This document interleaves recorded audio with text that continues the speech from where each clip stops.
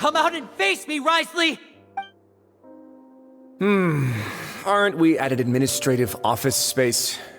Why don't you at least try to follow even a couple rules from the fortress's indoor management regulations? What did you do to my sister? I shouldn't ask Father to do anything because of us. 6, 5... Wait, 2, 1. Time's up. It really is a shame, Mr. Lyney. Paimon understands it now. Who would have guessed? The hidden rule of the production zone. Mind, you'll pay for this! Ah! Lyney, are you alright? Oh, close one. I owe you, Sigewinne. That was a fantastic shot.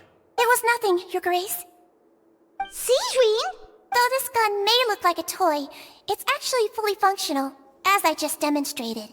Sigewinne... You...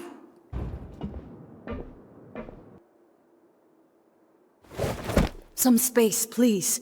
Ah, Miss Clorinde. My door. Freminent... Freminent... What's going on? What is Clorinde doing here? Work.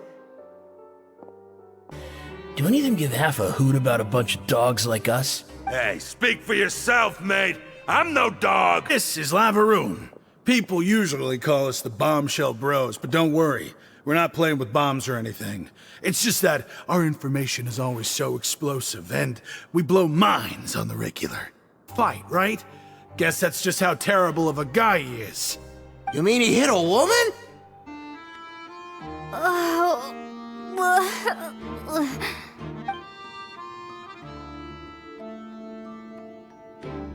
Someone, please help! She's sick! Whoa, are you okay? Oh, Paimon doesn't know what to do! Freezing limbs, twitching fingers, and pale complexion? Could it be poison? Let me take a look. Please, lie down over here. Don't worry, I'll get you to the bed. Ah, you're awake.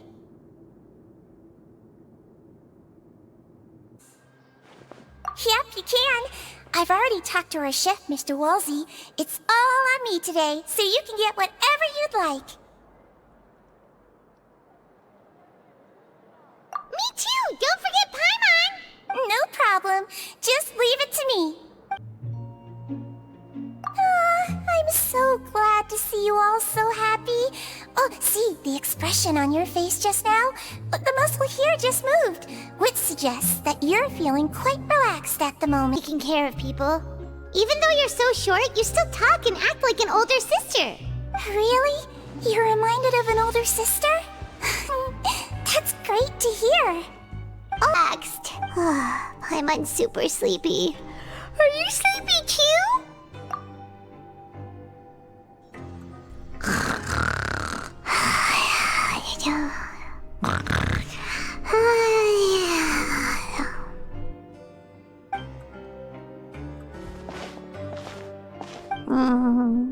Delicious. Paimon wants seconds for free. We had the time. See this? This is a limited type of confectionery that Miss Furina simply adores. There are only 16 slices sold every day. Here, why don't you and Paimon have a taste? Terrible. It's a bad sign if you're having to plead your case to Neuvillette. Want some tea? Not particularly. If you want to drink some that badly, just say so. Fine, I'd like to get some tea. Want me to get you a cup too, since I've already made it? Might as well then, I suppose. Actually, do you have a towel? I would like to dry my hair. His behalf.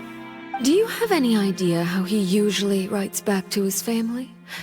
Dear Tonya, your letter made me feel like we were still enjoying our time in Snezhnaya together. I'm currently admiring the scenery on the streets in front of the Opera House. Is it something like that? Sure you don't need a hand? Quite sure. Wow. So, what's your secret, huh? Let me guess. Nah, who knows? Maybe it's just your sense of responsibility. Sounds about right. Alright. Seems like the problem inside has been suppressed. Let me guess. We're safe for now. Indeed. But only for now. I win this bet. You owe me a present. Very well. It was indeed just as you said. You made a bet? We made a bet on the size of your entourage. Clorinde thought you wouldn't come down by yourself. I figured you would have at least brought a few people along for appearance's sake. It appears I underestimated just how confidential the mission was. Shouldn't you have gotten used to confidential missions by now? That's just how the courts operate. So what gift must the loser give? Tea? He already has tons of tea in his office. I'm thinking about a set of legal codices. That wouldn't happen to be a dig at my lack of legal awareness, would it? Well, I'm sure His Grace doesn't consider the fortress to be outside the law. I was under the impression the residents of a place like this would be uninterested in the legal codices. That was obviously a joke. Pardon. Do you really think that's acceptable? The prophecy's hanging above our necks like a guillotine. Every faction is looking for a way to either avert the disaster or save their own. Even the orphans of the House of the Hearth have devoted everything to saving their homeland. But you? It beggars belief just how nonchalant and carefree you have been. From the very beginning, you, the god Focalor, you have utterly failed to take action. You're... I have to push on.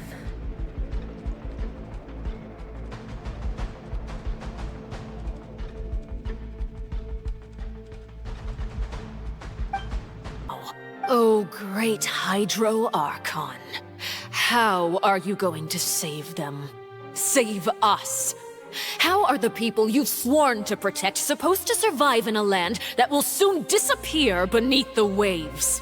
I have my ways, and I've been working on them for all this time. Even if you look down upon me, you have no right to judge me.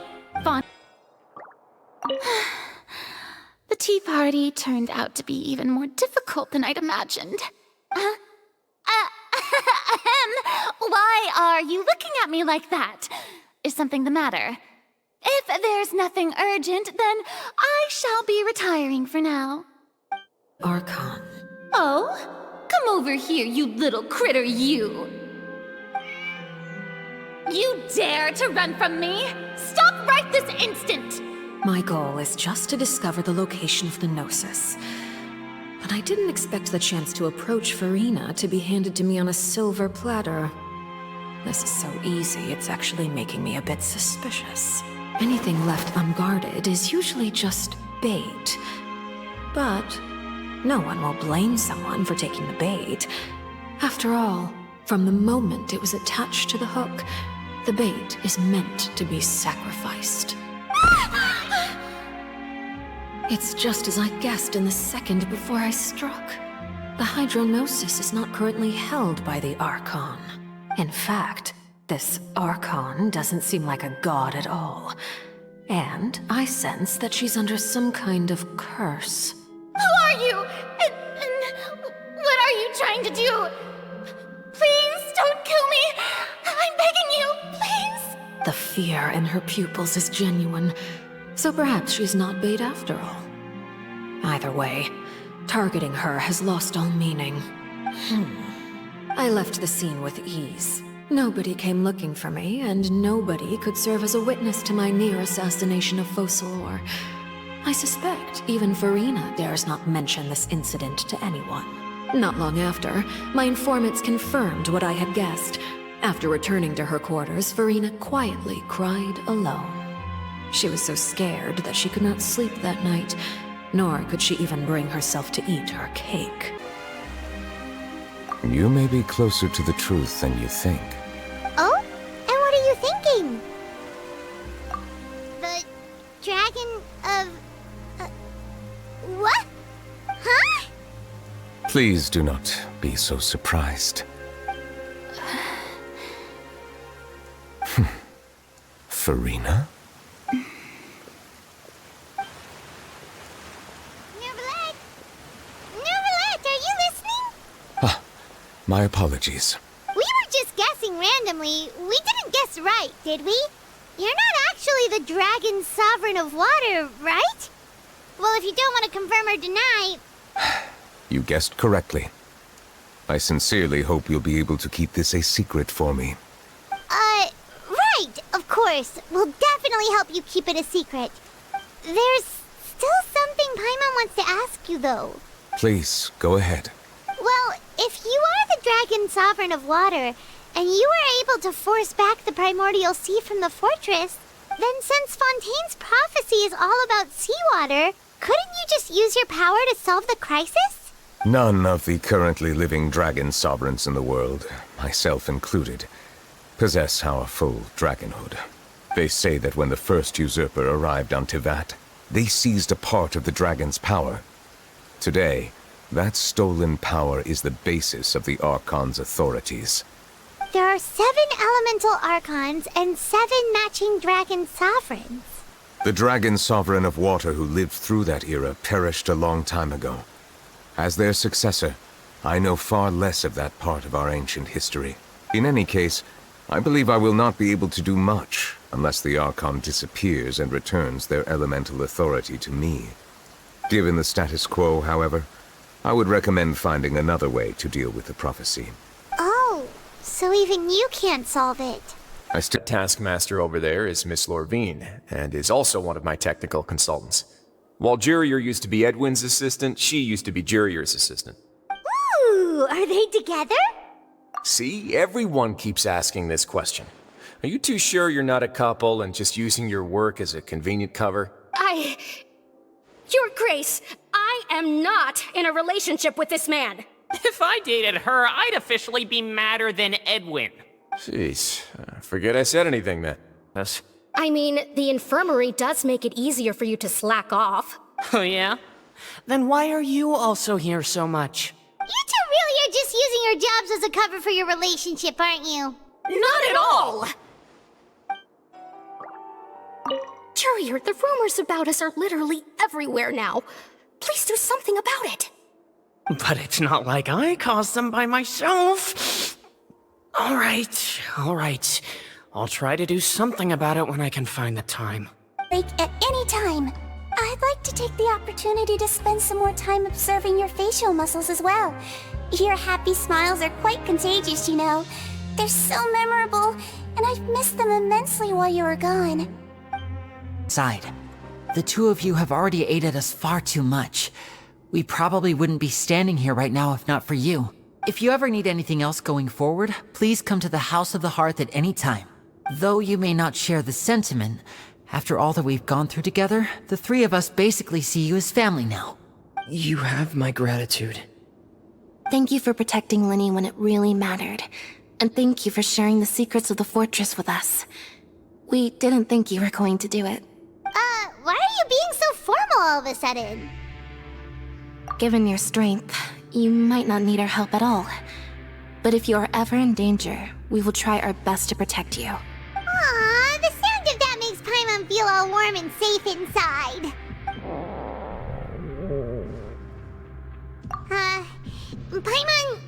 Paimon's hungry.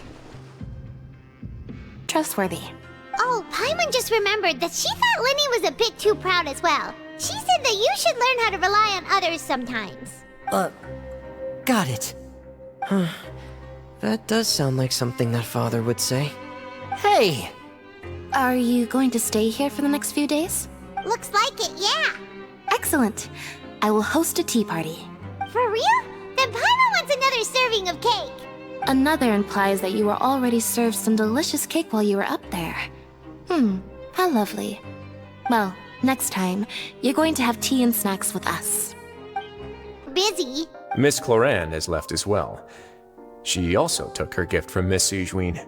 Were the gifts milkshakes? Neuvillette got the milkshake. Clorinde received lipstick instead. Well, For a really long time? you may access the cafeteria for free. Hooray! Just remember to come complete your paperwork once it's time for your release.